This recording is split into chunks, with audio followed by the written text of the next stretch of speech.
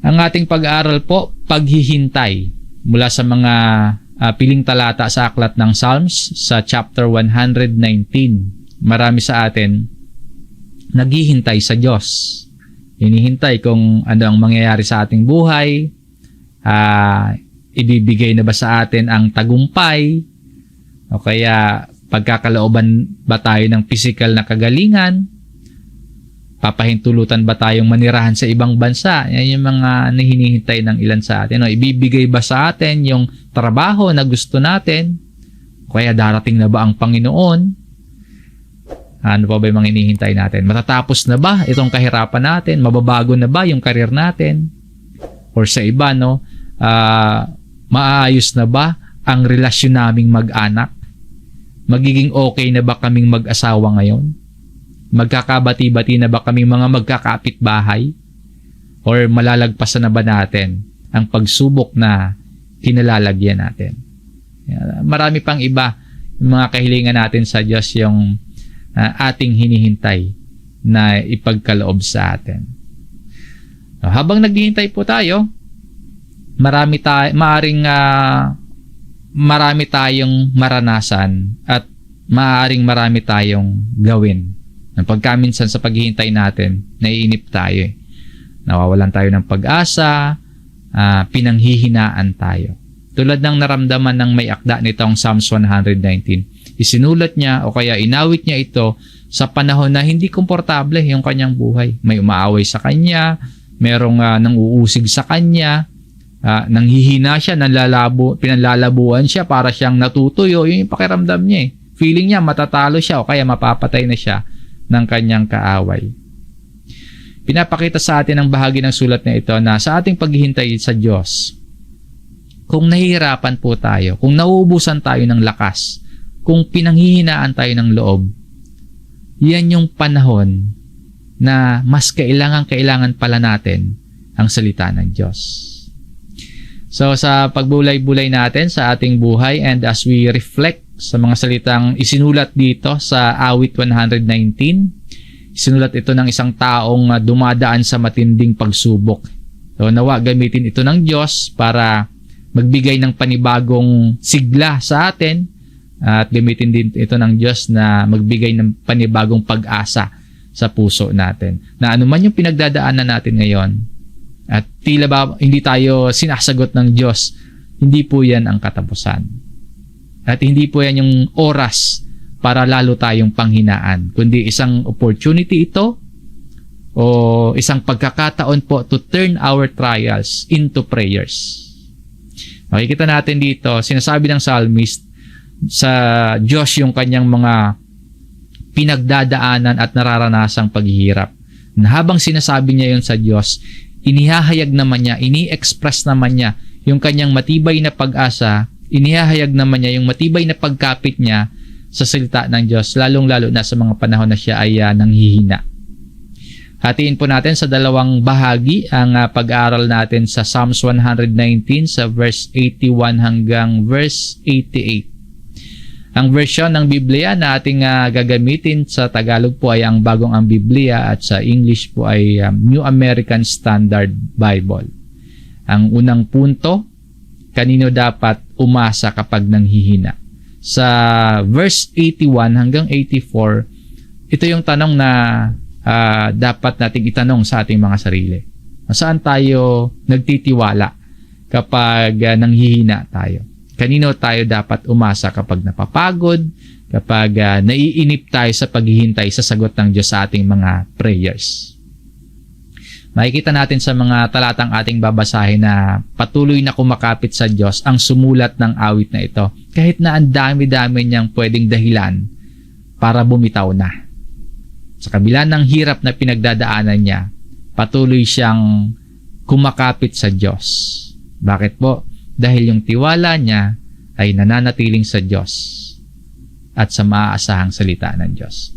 Simulan po natin sa verse 81.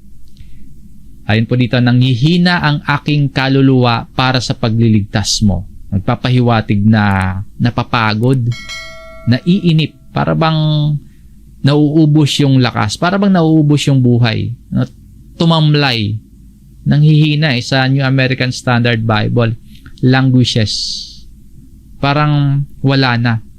Ubos na, pagod na. Sobrang tindi ng afflictions na pinagdadaanan niya. Nananalangin siya, natulungan siya ng Diyos.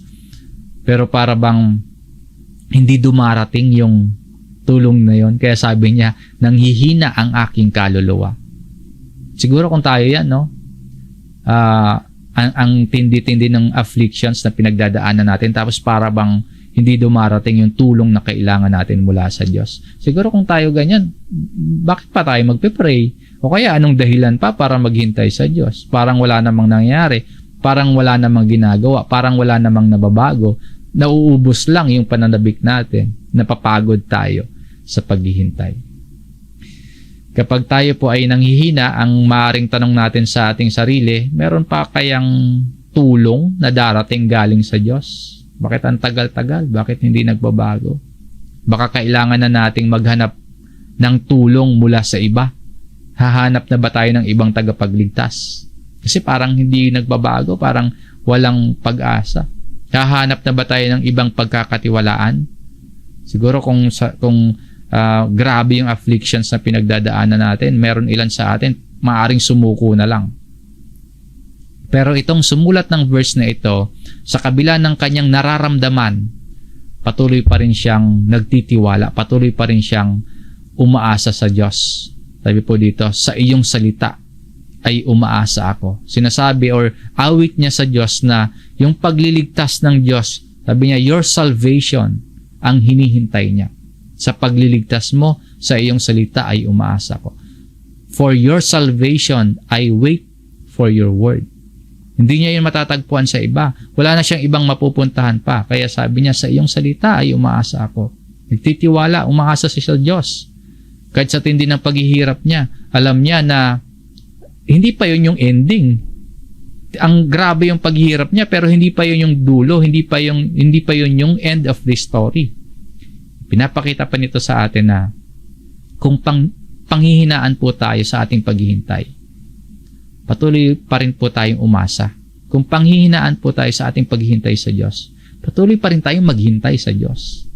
Tandaan po natin, sulit ang paghihintay natin. Kahit mahabang paghihintay pa yan, sulit yan dahil hindi tayo naghihintay sa wala. Tulad po sa psalmist, kahit nanghihina na siya sa kahihintay, patuloy pa rin ang tiwala niya sa Diyos. Sana tayo din. Yan yung inihayag nito sa atin. Yan yung tinuturo sa atin. Sana tayo ay ganyan din po. Sa verse 82, nanlalabo ang aking mga mata sa paghihintay sa iyong pangako. Aking itinatanong, kailan mo ako aaliwin? My eyes fail with longing for your word, while I say, when will you comfort me? Sa verse 81, kaluluwa niya yung nanghihina. Dito po sa verse 82, nanlalabo yung paningin niya, nanlalabo yung mata niya. May hinihintay siya sa Diyos, yung comfort, pero parang wala siyang nakikitang kaliwanagan. Kaya ang tanong niya sa Diyos, kailan mo ako aaliwin? Sa kanyang kalagayan, hindi niya nararamdaman yung kaaliwan ng Diyos. Nararamdaman din ba natin yung nararamdaman ng may akda ng sulat na ito? Napagdaanan ba natin yan or nararanasan ba natin yan? May tanong din ba tayo na, kailan ba Panginoon? Gaano ba ako, Lord, katagal maghihintay? Kailan mo pagagaanin yung bigat ng nararamdaman ko? Kailan mo, Panginoon, aalisin? Kailan mo babawasan man lang yung mga hirap na dinaranas ko? Para din ba tayong pinaglalabuan ng pag-asa, pinanghihinaan ng pag-asa? Bakit ang tagal? Bakit parang hindi nagbabago? Yung psalmist, pinanghihinaan siya. Lumalabo yung pag-asa niya. Pero patuloy pa rin ang pagtitiwala niya sa Diyos. Sana tayo ganyan din po. Sa panahon na pinanghihinaan, sa panahon na nalalabuan, patuloy pa din na magtiwala, patuloy na nagtitiwala, at patuloy na umaasa sa tulong ng Diyos. At sa verse 83, ano pa yung kalagayan niya? Sapagkat ako'y naging parang balat na lalagyan ng alak na nasa usok. Dito naman sa verse 83, Isinasalarawan niya yung kanyang mahirap na kalagayan. Nanghihina, nanlalabo yung kanyang paningin, ganun pala yung nararamdaman niya kasi ito pala yung dahilan. Sapagkat I have become like a wineskin in the smoke. Balat na lalagyan ng alak na nasa usok. Lalagyan ng alak na gawa sa balat ng hayop, pero dahil sa init at usok, nasisira na. Wala nang pakinabang. Sa Revised Tagalog Popular Version yan, nangungulubot na sisidlan. Dahil sa tindi ng hirap na dinaranas yan, nangulubot na, tuyot na, marupok na. Ganun yung pakiramdam niya. Pero sa kabila ng kalagayan niya, ito ang nasabi niya, hindi ko kinalilimutan ang iyong mga tuntunin. Kapag nababasa po natin yung mga ganitong salita, yung mga tuntunin, ganun din po yung utos, o kaya yung mga patotoo, madalas po tumutukoy iyan sa salita ng Diyos. So matapos niyang maidaing yung kanyang mahirap na kalagayan na inihambing niya sa parang balat na lalagyan na nasa usok, sabi niya, matapos siyang maidaing yon, I do not forget your statutes. Hindi ko kinakalimutan, hindi ko kinalilimutan ang iyong mga tuntunin. Hindi lang dahil hindi siya makakalimutin, tulad natin kasi tayo, madalas tayong makalimot sa salita, madalas tayong makalimot sa tuntunin ng Diyos. Konting hirap lang natin, o konting kaabalahan, konting distractions, nakakalimot tayo sa mga tuntunin ng Diyos. Dito po yung psalmist, conscious decision niya yan na patuloy siyang magtitiwala sa Diyos kahit na pahirap ng pahirap yung kalagayan niya, patuyot ng patuyot. Imagine po, balat na nasa usok, may init na tutuyo. Kahit nanghihina na siya, sa kanyang paghihintay, salita pa rin ng Diyos ang inaalala niya. Salita ng Diyos ang hindi niya kinalilimutan. Nawa tayo, ganyan din po. Ganyan din tayo. Priority at hindi natin dapat kinakalimutan ang mga tuntunin ng Diyos. Ano man yung ating maging kalagayan. At sa verse 84, yung huling talata sa ating unang punto, gaano karami ang mga araw ng iyong lingkod? Kailan mo hahatulan ang mga umuusig sa akin? Maring isang uri ng panalangin panaghoy, yung bahaging ito, lamentation. Naglalayon po na hindi malaman yung araw, hindi niya malaman yung eksaktong petsa kung kailan siya sasagutin ng Diyos, kundi naghahayag siya ng haba, nag-express siya ng tagal ng paghihintay niya sa Diyos. Gaano karami ang mga araw ng iyong lingkod? Kailan mo hahatulan ang mga umuusig sa akin? Maaring malagay din tayo, or ang iba sa atin ay maaring nasa kalagayan tulad ng may akda ng sulat na ito, napapagod sa paghihintay, nahahabaan, natatagalan, naiinip, kaya pinanghihinaan. Pinapaalala sa atin na anuman pong dahilan ng panghihina natin, nais ng Diyos na patuloy tayong maghintay. Nais ng Diyos na patuloy tayong magtiwala sa Kanyang salita. Kaya nakarating ito sa atin, itong salitang nakasaad dito ngayon. Kaya nabasa natin ngayon, kaya napakinggan natin itong mga salitang nakasaad sa atin. Kasi nais ng Diyos, patuloy tayong magtiwala sa Kanyang salita. Patuloy tayong maghintay sa Kanya. Hindi niya ipinangako na darating agad, pero ipinangako niya, siguradong gagawin niya ang pagliligtas. Dumating naman talaga sa atin yung kaligtasan, di ba? Iniligtas tayo sa ating matinding kaaway, yung kasalanan at kamatayan. Iniligtas tayo nung dumating si Jesus, nung namatay sa krus at muling nabuhay ang Panginoong Jesus. Tapos sinampalatayan na natin yon. Kung patuloy tayo ngayong nagtitiwala sa Panginoon, lulubusin ng Diyos yung pagliligtas sa atin sa muling pagparito, sa muling pagbabalik ng ating Panginoong Jesus. Ngayon, baka isipin ng ilan sa atin na hindi naman tayo nanghihina. Hindi naman ako naiinip sa paghihintay sa Diyos. Ihanda pa rin po natin yung ating mga sarili na baka maranasan natin yung paghihirap, o kaya isaalang-alang din po natin yung mga kapatid sa pananampalataya na dumaraan sa matinding pagsubok. Paano natin sila matutulungan na patuloy na magtiwala sa pagliligtas ng Diyos? Paano natin sila matutulungan na patuloy silang magtiwala sa salita ng Diyos?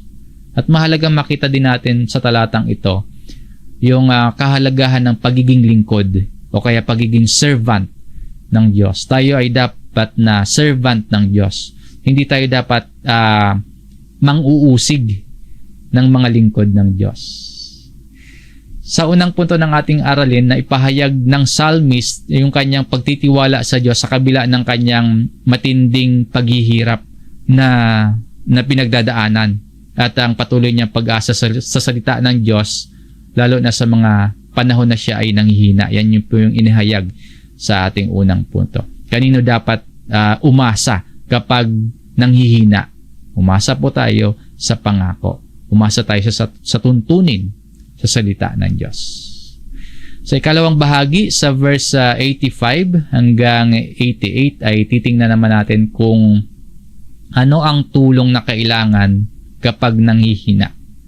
Mahalaga po yung tamang pagkakilala sa Diyos sa pagtugon natin sa mga pagsubok o sa mga paghihirap na pinagdadaanan natin. Yung iba kasi sa tindi ng sufferings nila, sa tindi ng hirap na pinagdadaanan nila, tingin nila yung Diyos na yung kalaban nila. Kaya mahalaga yung tamang pagkilala natin sa Diyos sa pagtugon natin sa mga pinagdadaanan natin, mga hirap man yan o pagsubok man yan.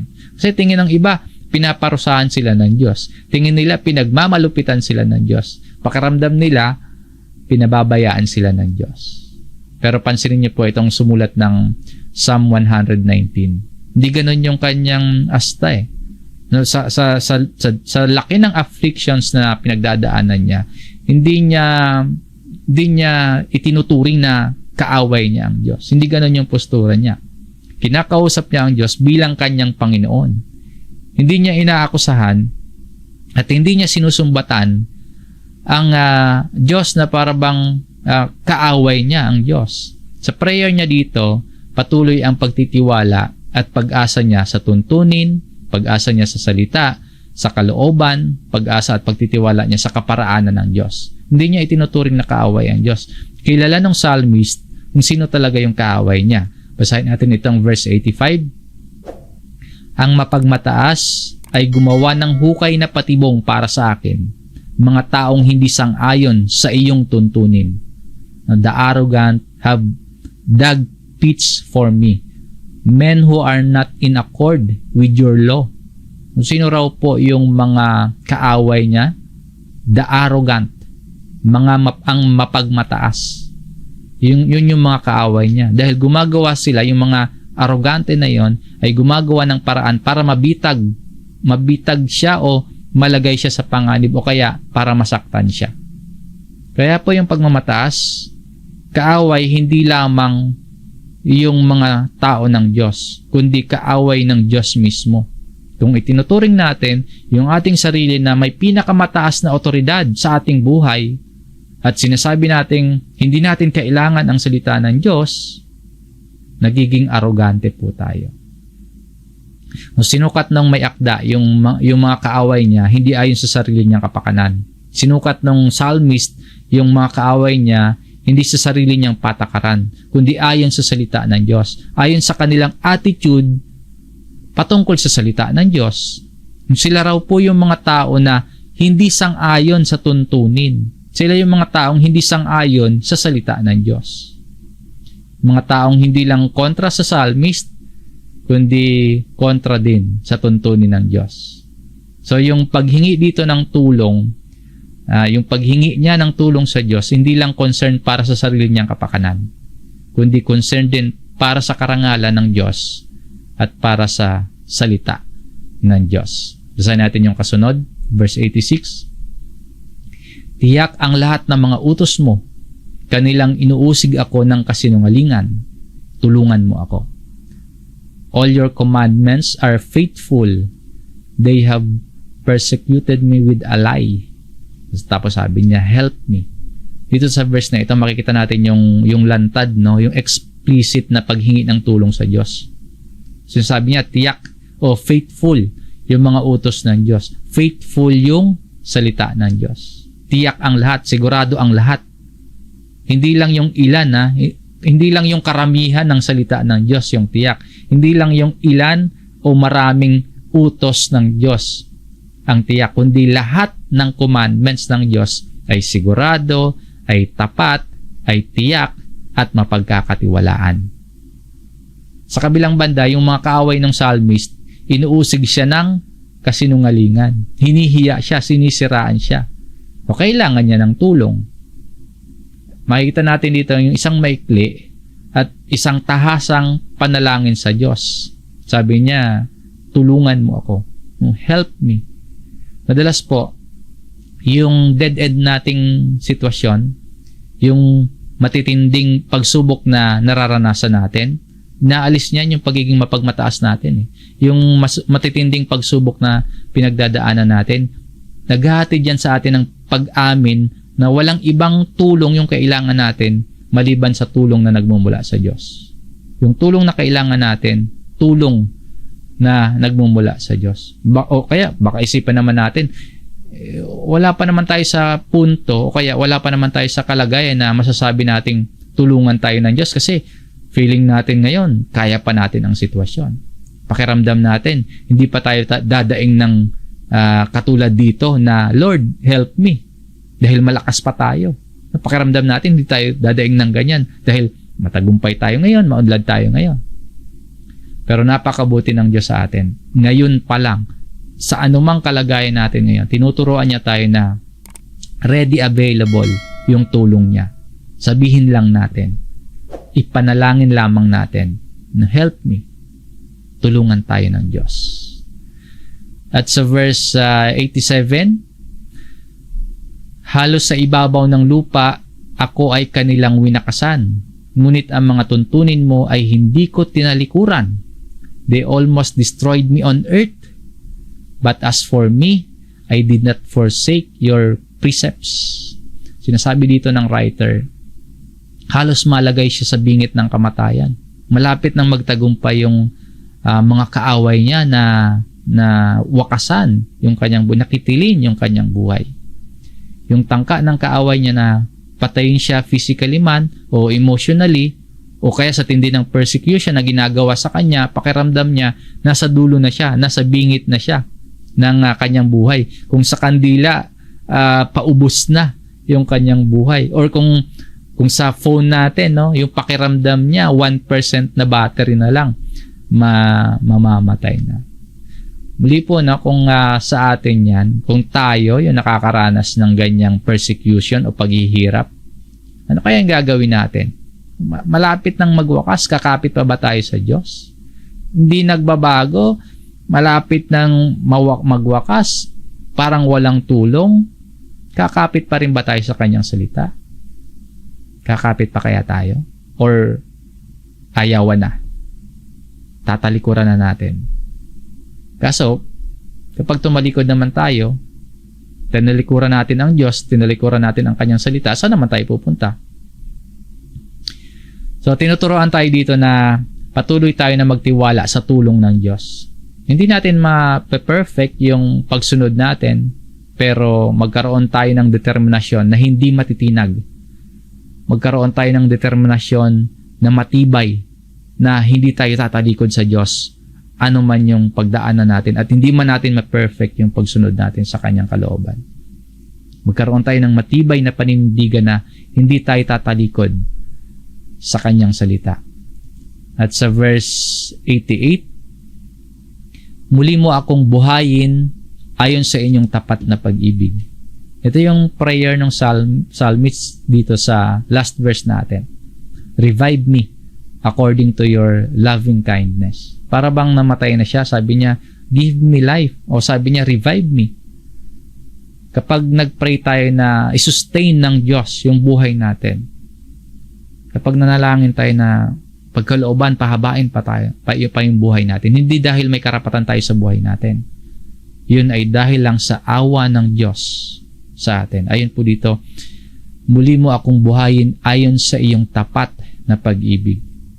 Nananatili tayong buhay at meron tayong pag-asa sa buhay na walang hanggan dahil lamang sa habag sa atin ng Diyos. Dahil lamang sa tapat na pag-ibig ng Diyos sa atin. At para saan yun? Bakit tayo bibigyan ng Diyos na mas mahabang buhay? O kaya bakit tayo buhay sa ngayon? Not for selfish gain. Sabi ng psalmist or dalangin niya, na muli siyang buhayin or i-revive siya ayon sa tapat ng pag-ibig ng Diyos. Para saan daw po? Upang aking maingatan ang mga patotoo ng iyong bibig. Upang aking maingatan ang tuntunin, yung precepts, yung utos, yung law, yung patotoo, yung testimony. Ang layunin ay para pa rin sa salita ng Diyos. Hindi para tagumpay lang sa buhay na ito, hindi para yumaman, hindi para magkapamilya, hindi para makuha yung mga gusto natin sa buhay na ito. O kaya maranasan natin ang kasiyahan lamang sa mundong ito. Sabi niya dito, so that I may keep the testimony of your mouth. Yung patotoo, yung testimony, yung utos, yung law, yung tuntunin, yung precepts.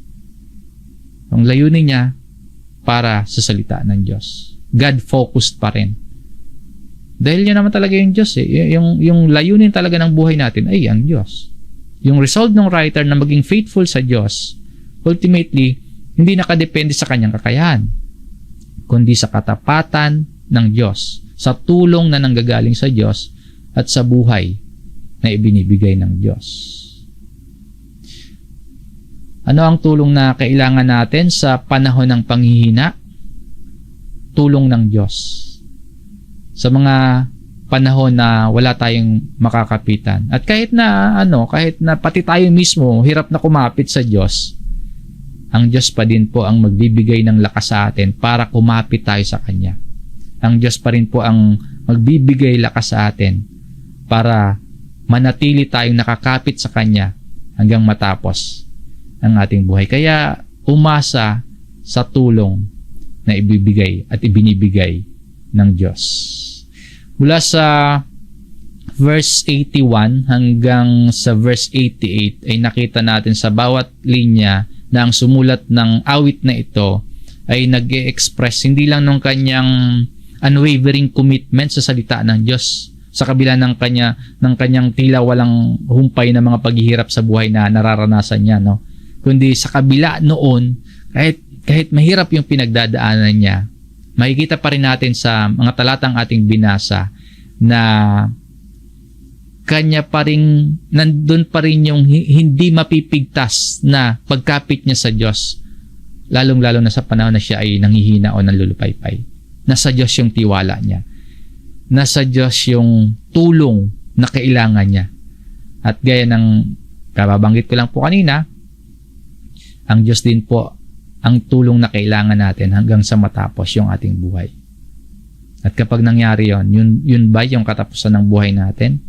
O yun na ba yung katapusan ng kwento natin? Kapag natapos yung buhay natin dito? Hindi pa po yun yung end of the story natin. Kundi yun po ang pasimula pa lang ng araw-araw na walang katapusang buhay na meron tayo kasama ang Diyos. Yun po yung pasimula ng kwento ng araw-araw na walang katapusang buhay kasama ang mga mananampalataya ng Diyos sa pamamagitan ng ating Panginoong Hesus.